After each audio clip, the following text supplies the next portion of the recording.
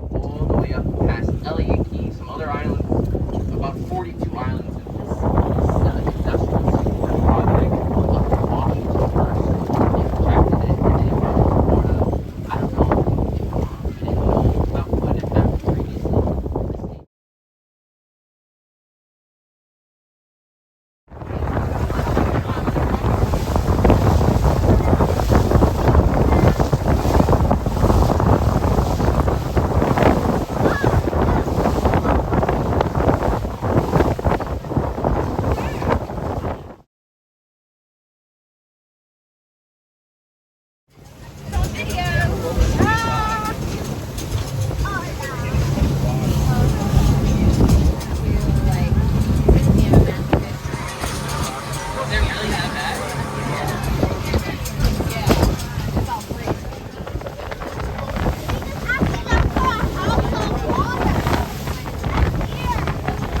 And we'll be anchoring there and swimming for a little bit.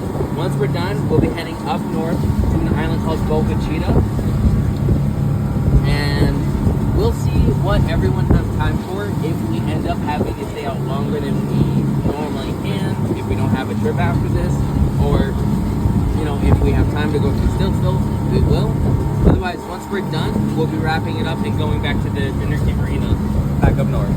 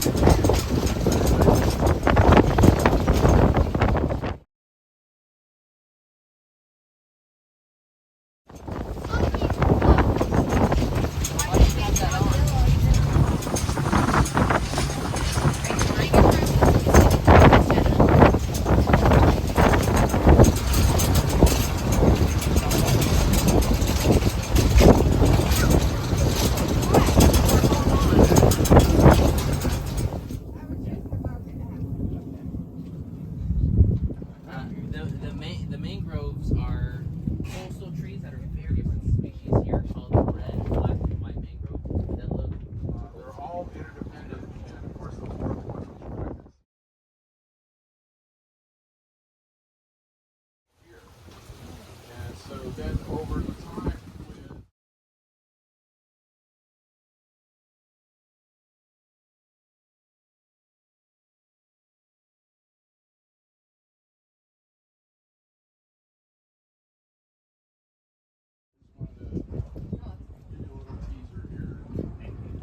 and you can even see some of the corals in those rocks. So all of these rocks here, basically at one time, a living animal.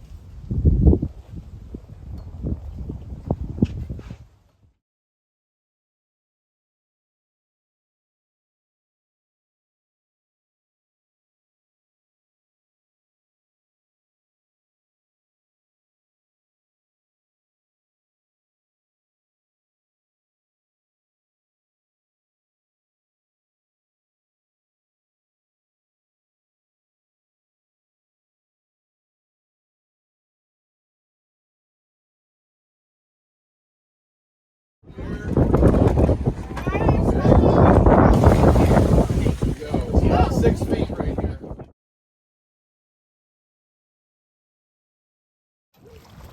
What's that on it?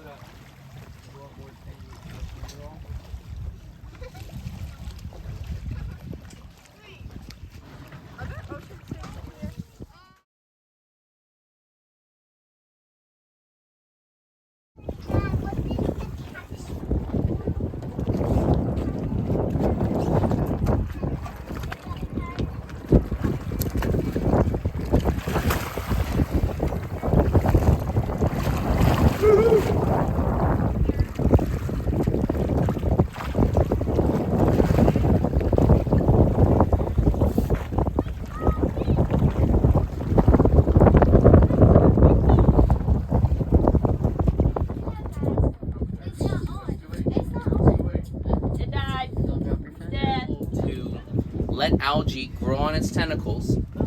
And as the algae sits there, just like on coral or in plants, the algae will turn sunlight into a type of sugar called glucose. Now, as it creates more of that, He's naked. Oh, yeah. he is just upside down. How do you say its name again? Cassiopeia, or upside down jellyfish. Now it's moving around. Well, so it tries to pulsate to keep itself upside down. If you were to flip it around in the ocean, it would actually flip itself upside down again and go down to the seafloor. Ah. Yeah, but So based on what you said, we wouldn't touch that water because it released some of that stuff in the water, you think? I think it's fine, but I wouldn't touch it. All right, Trying to flip himself. Finish. There for now.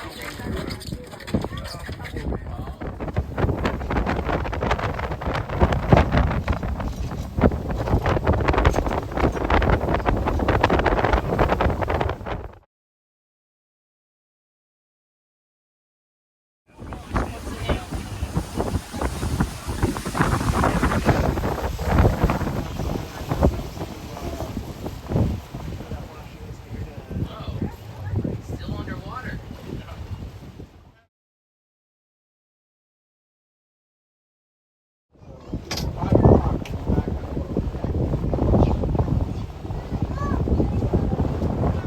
By the way, everyone, you see that lighthouse? See anything wrong with it?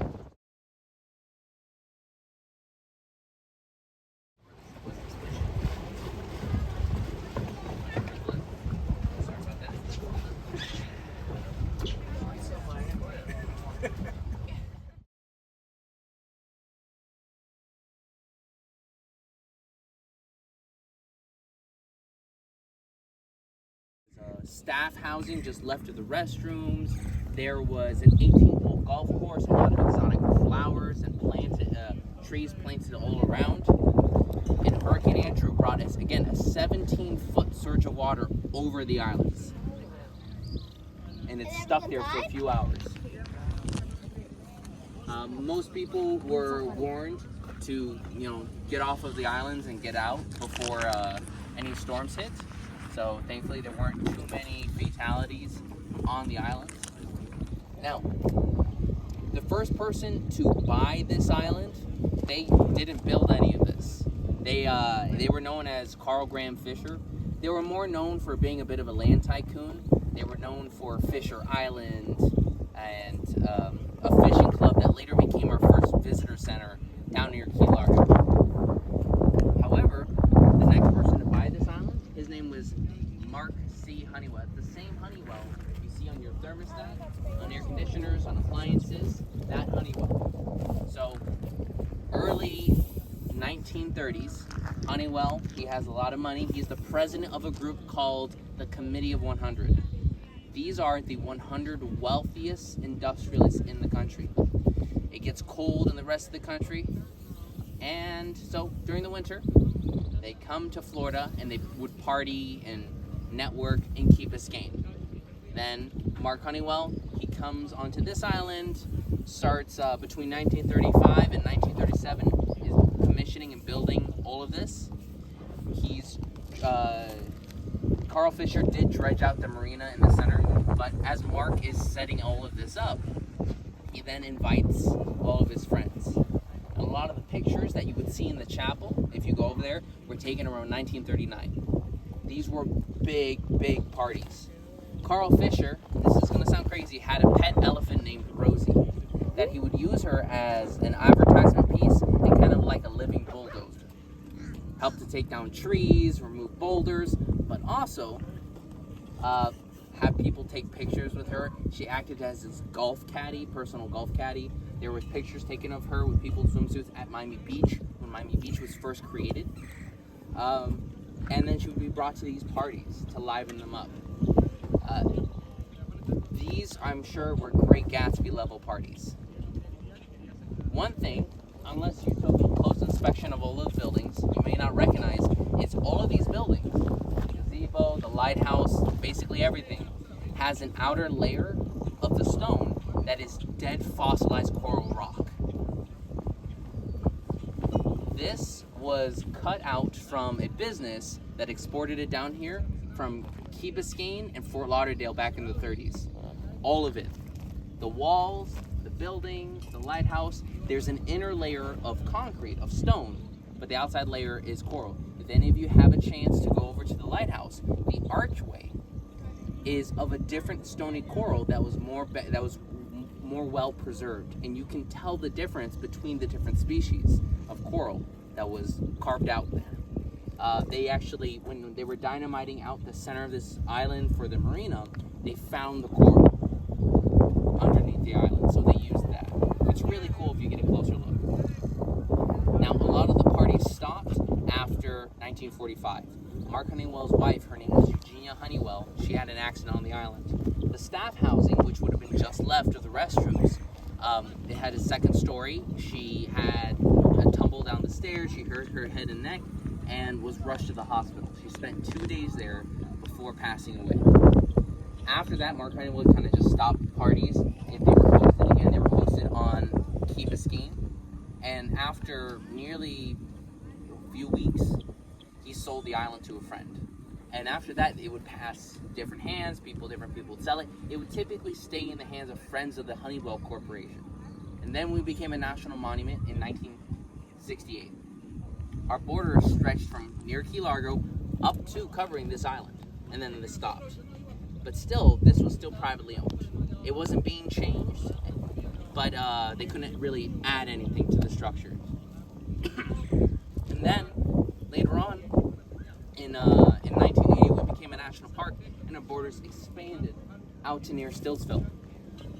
Again, nothing really changed with private ownership of these islands and Boca Chica until 1985, when the final owner donated this island to the National Park Service with the hope that they would maintain everything as it was when it was donated.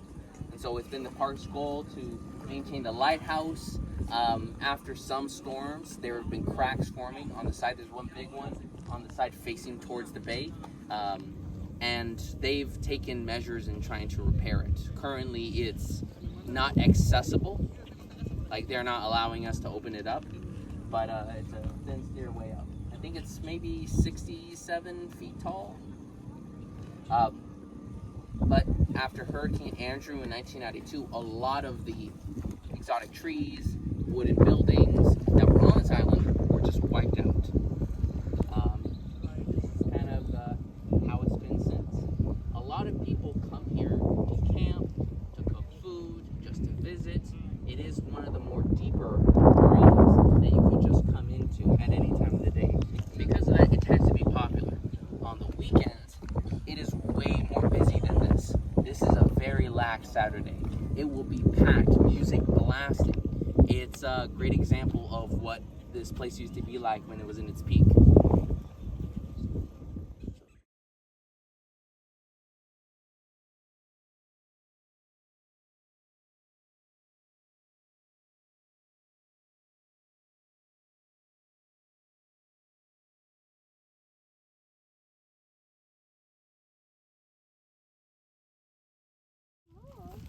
Just for crabs. I've seen small. Don't get any closer. Let's do like a retake. We have to curse out.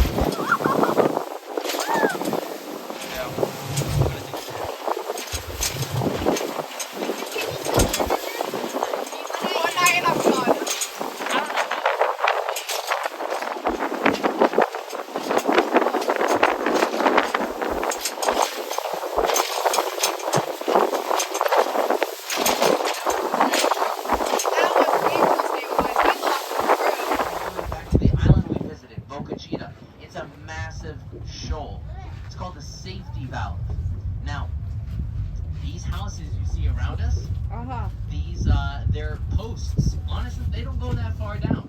If you go just maybe 7 feet below the sand, you will reach limestone.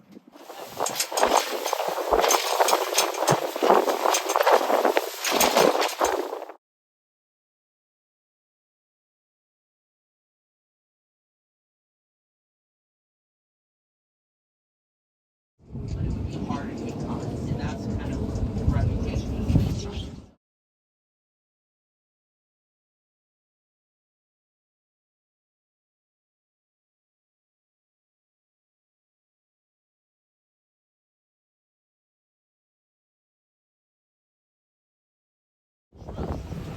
Find several owners, bring the trust together, and get away.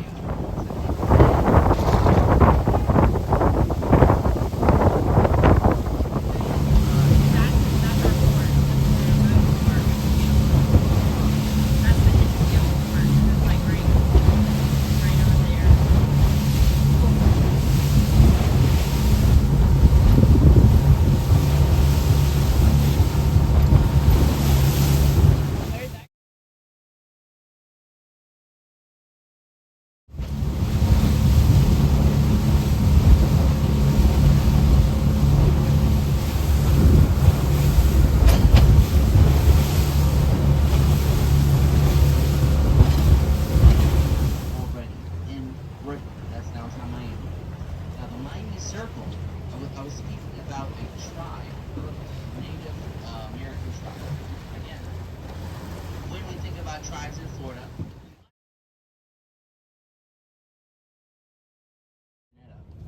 and he was enslaved by the Tequesta tribe for 17 years while here. He learned about years of human history in Florida, and we just covered a very small amount of it on this trip. I highly encourage you to check out the Miami Circle, and if you have any questions or